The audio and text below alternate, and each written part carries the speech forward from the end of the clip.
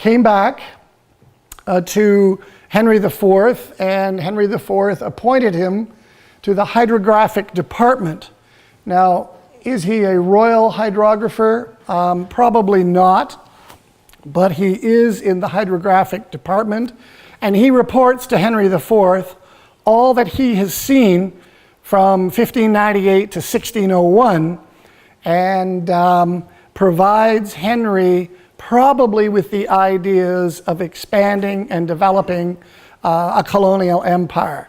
France had done that under Francis I in the 1520s and the 1530s with both Verrazano and ultimately with Cartier and Roberval, but that was up to about 1545, and France did nothing in terms of a colonial development, more or less with respect to Canada, until Champlain is sent over with a group in 1603 to the port of Tadoussac, and Tadoussac is in Quebec, and this is the representation of the small fort at Tadoussac. Champlain was sent as an observer. He didn't have a specific function, and so he is surveying the greater St. Lawrence Basin in order to determine what might be the best location for a permanent colony. He returns to France, gives another report to Henry IV, and the trip of 1603 constitutes Tadoussac. He maps, he goes all the way to Montreal, comes back, goes to Gaspésie, goes around Newfoundland. He's looking at surveying and trying to determine what the best location for a French colony would be. This is a picture of the Lachine Rapids, or the St. Louis Rapids. This is as far as Champlain could go in pinnaces. Later on, he'll be the second European to actually shoot this in a canoe. Etienne Brulé is the first. But fascinating, that is the end, if you will, of the ships being able to go up the St. Lawrence, and these rapids stopped everybody, and this ultimately becomes the location where Champlain begins to meet native groups. He holds what's called a tabaji. Tabajis are trading fairs in which everyone is encouraged to come in and trade, and these tabajis would result in a permanent facility in Montreal. He also, in 1603, writes Des Sauvages and publishes it. In 1604 through 1607, he has pretty well done the Gulf of St. Lawrence. Now he's going to survey most of Nova Scotia, New Brunswick, Maine, and Massachusetts. He goes as far south as Cap Blanc or Nantucket, and ultimately he surveys where the Pilgrims are going to land in 1621. So it's rather interesting that a Frenchman would set the way for the Pilgrims. But at any rate, they're looking for places that latitudinally and longitudinally are going to work, because the winters up in Canada are absolutely brutal. So this is the habitation that Champlain establishes on St. Croix Island, and many people suffered disease and scurvy at this site, and so they moved across to Port Royal, and the Port Royal habitation 1605, 1606, 1607. This gives you an idea of what these habitation sites would look like. And this is Champlain's detailed map of Acadia, and this is the first time that all of the major rivers and all of the surveying of southern Nova Scotia and Maine is actually put into a formal map, and of course he publishes it. Port Royal is right in here on a valley in Nova Scotia, okay, probably right in here. To the French, this region was known as Acadia. In 1608, on Champlain's recommendations, Pierre de Guy Dumont is the fur trader holding the monopoly, and Champlain together they establish Quebec in 1608.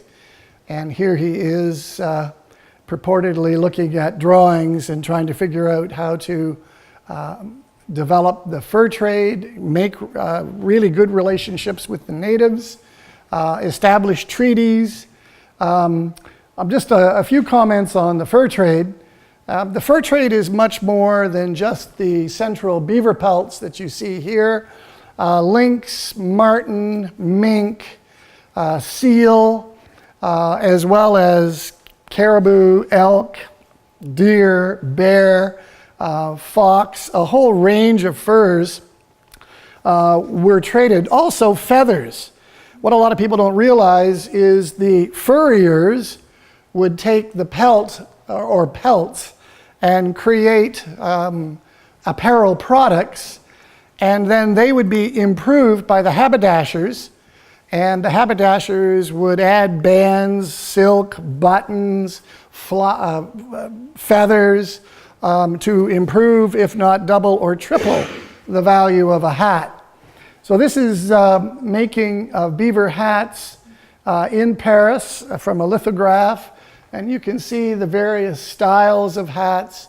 And here, the problem with the process of developing these furs is that they used mercury, and ultimately mercury will give you Minamata disease if you're exposed to it too much. So there were very set parameters on how long you could be exposed to the mercury process of setting the hides. So this is the industry that really drove the fur trade. Traditionally, Europe got most of its hides from Russia and the Muscovy Company, but about 1575, political problems in Russia really improved the North American demand for furs in places like Paris. And so slowly those whaling ships and those fishing ships probably participated in the fur trade, but then the fur trade became more and more economic, and ultimately individuals would participate in the fur trade. Champlain also fulfilled his native obligations. In 1609, he participated with his Huron, Montagnais, and Algonquin allies on an attack against the Iroquois. And you can see these are the Europeans with their guns. And of course, the Iroquois were not used to weapons, and one shot supposedly taken by Champlain or one of his men killed 2 Iroquois chiefs almost immediately. And that resulted in the complete rout of the Iroquois. It also made sure that Champlain and the Iroquois, or the French, despite Champlain's later efforts, would always be antagonistic toward each other. In 1610, Champlain sent a young Truchemont. This is Etienne Brûlé, or supposedly Etienne Brûlé, to live with Iroquois up the Ottawa River. Iroquois actually winters with one of the nations of the Huron. And so in 1611, he came back to the Tabaji at Lachine Rapids or St. Louis Rapids and told Champlain about these fantastic people called the Hurons. Ultimately, Champlain wanted to try to develop a relationship with the Huron. They have 4 nations, and they are the Atignawantan, Atinganonganak, Tohono-Ronrat, and the Arendoronoho, or roughly the bear, the deer, the cord, and the rock. And the various individuals from the Huron nations would attend these tabajis more or less independently. The coordination of trade doesn't seem to be a pan-Huron experience, but rather individual nations. So we think these trading fairs were significantly important, not only to the natives, but ultimately to Champlain. because Champlain now has, under these various monopolistic companies, periods where there's free trade, periods where Honfleur or Dieppe or St. Malo or La Rochelle are trying to compete to destroy the monopolies, so it gets quite complicated.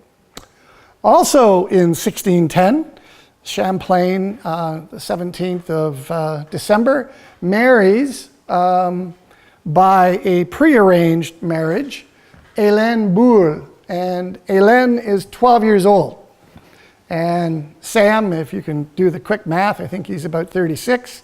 So these prearranged marriages were common in the 16th and 17th centuries. Her parents provided a 6,000 pound or livre dowry, of which Champlain got 4,500 upon completion of the dowry. And what Champlain is trying to do is legitimize and professionalize his working relationship with the court. Henry IV was assassinated in early 1610. Champlain has to come back and deal with Marie de Medici, and ultimately he feels that getting married is probably in his best interests. It's also not a bad financial deal, and there is a codicil that he can't live with her for 2 years.